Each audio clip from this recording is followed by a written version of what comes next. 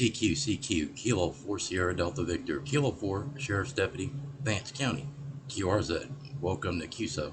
What a cop.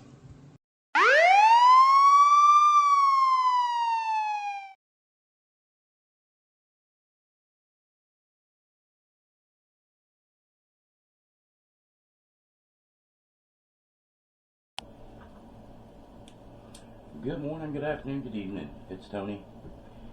Kilo 4 Sierra Delta Victor, K4SD V, Kilo 4 Sheriff's Deputy, Vance County. Remember when I said that on my channel, QSO with a Cop, we're not always going to talk about ham radio. We're going to talk about different stuff. Today, what we're going to talk about is my new taser. Now, we're going to clarify some stuff really quick, and we're going to clarify with proper nomenclature. A lot of people go, well, I bought a taser for 30 bucks. It's a friggin' stun gun. It's not a taser. A taser fires a projectile. A stun gun, you have to walk up and stick it to someone, causing the stun, which is merely pain compliance. It's not a taser. Please, folks, stop calling a stun gun a taser. It irritates me. It irritates me. It really does, because it shows the informed or the trained people that operate this equipment that you are an idiot, because you're referring to something and that's not what it is. And I know you don't mean to do it. Be informed. Learn. Like ham radio. Every ham radio, firearms, everything's a learning experience. As a firearms instructor, nothing makes me screech like nails on a chalkboard when someone says, well, I bought a brand new Glock and it came with 3 clips. No, it didn't. Idiot, clips are for your hair. It came with 3 magazines. There are a couple of handguns that use clips, one being a broom handle Mauser. There are a couple of rifles that use clips. I have one in my safe. That one being an M1 Garand. It uses an N-block clip. I have a Mauser. I have a Mosin. Those have box magazines, and they're fed by what is called a stripper clip. And an AR-15 does not use a clip, it uses a magazine, which can be fed by a stripper clip. Please stop calling stuff. Stop referring to things by names that they're not. Because when, God forbid, you have to use them to defend yourself or others, I'm pretty sure a defense attorney is going to get you on the stand and make you look like a negligent idiot because you don't know the difference between a clip and a magazine. It's not hard. Refer to things as they are. An AR rifle is not an assault rifle. An AR rifle refers to armor light rifle. People, educate yourselves. Don't let the media educate you. Please don't, because they are the worst at it. Because they're idiots. They have to, and I don't mean that they're idiots as in they're bad people. They're there to sell a story. Today we're going to talk about Taser, a product by a company now known as Axon. My last taser was an X26, and when I needed to test it, I would take off the cartridge at the end. I would hold it up, pull the trigger, release it, and it would do this really intimidating arc display for approximately 5 seconds. And that's how I knew, hey, it was working good. Here were the problems with the Taser X26. The cartridge fired 2 probes. I don't know where those 2 probes would go. It had a laser that told me where 1 probe might go, No idea where the second one would go. And when it impacted the target, two things happened. If both probes made contact, I would get incapacitation, which means they would lose muscle control. They would kind of just fall to the ground, and I would be able to handcuff under power.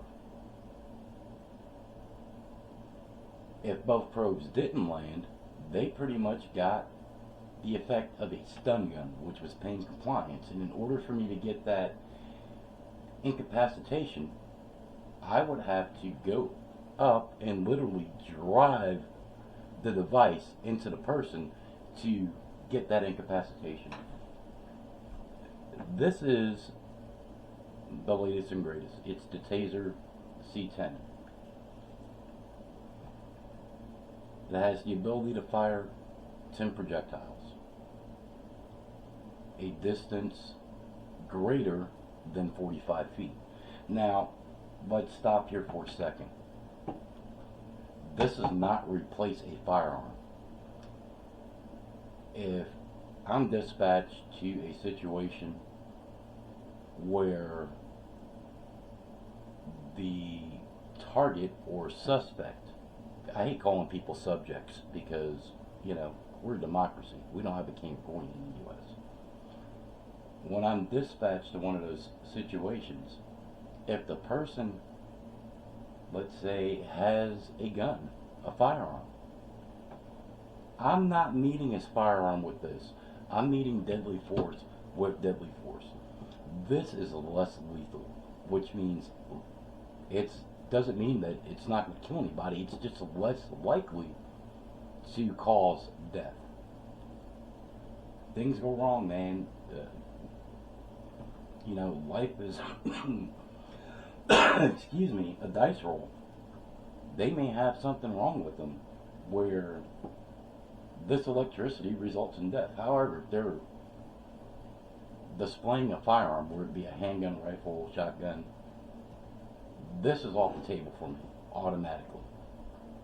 Automatically, if I'm the first person there. Why? Why would I use less lethal versus lethal? If the person has a knife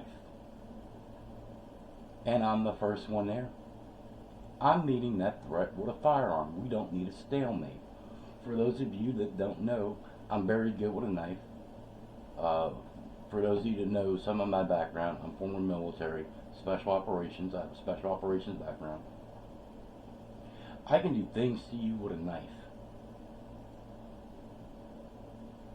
within 21 feet. The average person, the average civilian, heck, the average cop, within 21 feet, I can get a blade on you and in you before you can get your firearm out of the holster. Those are facts. Those are facts. Dan Inosanto, 20 years ago, demonstrated that for the LAPD. He's a Filipino martial artist, or a martial artist of Filipino descent. But he was also one of Bruce Lee's students, and he demonstrated that he can get a knife out and go to your butt before you can get your firearm out the holster. In 21 feet, that's 7 yards. So, make no mistake, when there is a deadly force situation, this is off the table for the first officer. Now, when you have 2, 3 officers on the scene, yeah, we can put this into play. Why? Because the operator that's operating this device is supported by deadly force, supported by firearms. But enough about that. Let's get into the cool stuff. What I'm going to go ahead and do is remove the magazine. Contains 10 cartridges. They look like bullets. Well, this new Taser C10 is classified as a firearm by ATF because it uses a primer to activate its delivery. The older systems used compressed gas. This is smarter. Now, to do a self-test, the old ones I would have to pull off the cartridge, and then I would have to turn it on, and then I would have to pull the trigger, and then you would see an arc display, is what it was called. And that's how I knew it was working. This newer model, I don't have to do that. I simply just have to hold down on the end, and it tells me, hey, we're powered up. Get a little closer to the camera. I'll flip it up. Gives me an audible tone with a check mark, letting me know it's good to go. Now, there are those that actually missed the arc display of the X26 and the C7. Well, this bad boy has its own backup, or bad things are going to happen to you if you don't. Alert tone. That's on, and here is the backup. You're going to have a bad day. Alert tone.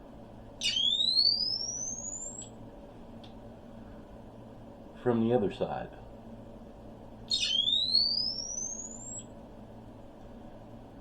that's the Axon warning. I'll let you hear it one more time. And it strobes the light to let you know that, hey, if you don't stop doing what you're doing, I'm going to put 2 darts in you and let you flip-flop like a goldfish for 5 seconds.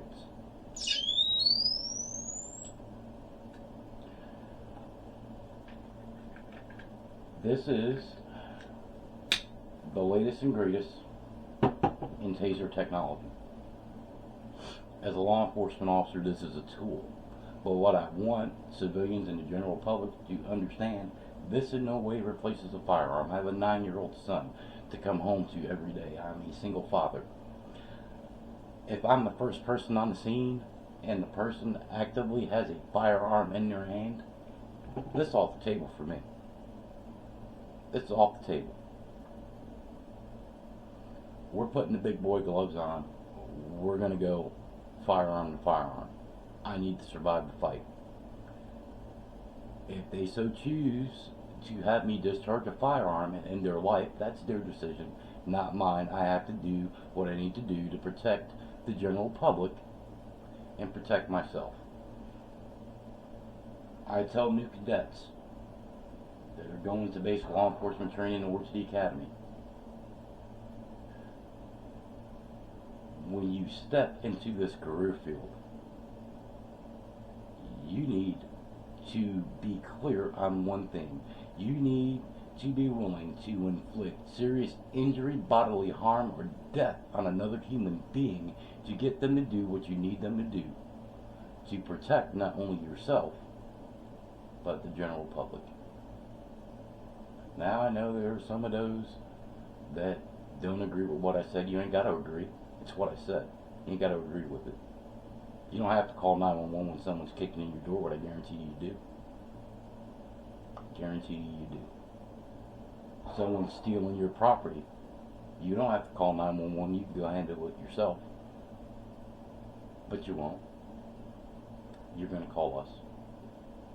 And for those that think their firearm skills are just Mac Daddy-ish, hey, why can't you just shoot him in the leg or shoot him in the ankle? You know how friggin' hard that is. I'm an operator. Headshots are hard. Limb shots, hand shots, knee shots, they're hard. Very hard. This is why we aim for the center torso, the largest part of the body. And it causes the most devastation and destruction, and it stops the threat the quickest. So for the armchair quarterbacks that go, oh, we'll shoot him in the leg, shoot him in the arm, go to the range. Try that. Try that. Let me know how it works out for you. And if you're successful, try it under stress. Try it with people behind you screaming, yelling, crying. Gunshots going off around you. Try it. Let me know how it works for you. Guarantee it doesn't. Quit armchair quarterbacking. You can't do it. What makes you think the average cop can? They're people just like you. I had military training. I'm a little better at it than most. I'm still human. Reactions are still the same. But this was just a quick discussion. QSO with a cop. This is Tony. Kilo 4 Sierra Delta Victor saying, peace out, man. Enjoy yourselves. Ham on, Poda on, and if you're hamming, ham harder. The heck with it. Till the next time. Catch you later. Bye-bye.